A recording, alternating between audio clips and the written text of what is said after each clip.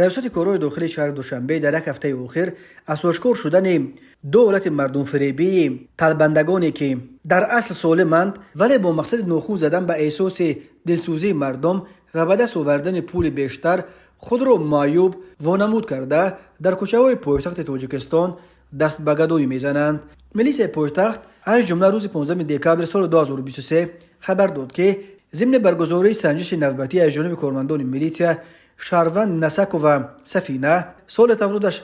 2005 ساکن دهه تندره در کنار شهر وحدت هنگام در بین راه ماشینگرد به طلبندگی مشغول بودند بازداشت کرده شد. در اطلاع گفته می شود که سفینه نسک و هر روز با مقصد به دست آوردن مبلغ در شهر دوشنبه اومده در عربچه معیوبی نشسته خود را درمند وانمود می سازد و در بین راه ماشینگرد حالت خطرناک و صدموی را به میان آورده از رانندگان و راهگذران طلب کمک می نمود. ضمن سنجش معین کرده شد که در اصل تن و بازی سالم داشته مقصدش تن و به دست آوردن مبلغ می باشد. میلیسیا گفت وابسته به حالت مذکور نسبت نام برده مواد ضروری ترتیب داده شده چاره‌های تاثیررسانی و قانونی اندیشیده شدند، اما درباره اینکه نسک و سفینه مشخصا چه جزا گرفت در اطلاع چیزی گفته نشده است. در ماه دکبر این علاقه دومین دولت از جانب میلیسیای دوشنبه آشکار شدن مردم فریبی افرادی است که خود را معیوب وانمود کرده در کوچه‌های پایتخت تاجیکستان گدایی میکنند. هفته قبل میلیسیای دوشنبه پردایف بدرالدین اسکندرویچ سال تولدش 1993 زاده شهر وحدت خبر داد. سراج‌الدین شکوری سخنگوی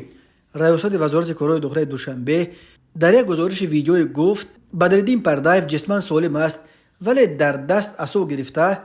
به چشمان عینک گذاشته است و خود را معیوب وانمود کرده در کوچه‌های پایتخت طلبندگی میکرد. خود پردایف در این گزارش اقرار کرد که عصای معیوبی را از یک داروخانه با نرخ 60 سومونی خرید، خود را لنگ وانمود میکرد تا دل مردم بسوزد و برایش پول بیشتر دهند. میلیسیای دوشنبه وعده داده است که با مقصد آشکار کرده و به جوابگری کشاندن افراد جسماً سالمی که با راه مکر و فریب ظاهراً خود را معیوب و درمند وانمود ساخته در راه‌های ماشینگرد و کوچه و خیابان‌های پایتخت به طلبندگی مشغولند، بازم رید و عملیات‌های سنجشی و پروفیلاکتیکی گذرانیده می‌شوند. میلیسیا گفت این اقدام از جانب شهروندان نیز هم‌آوازی پیدا نموده خواستار به طور همیشگی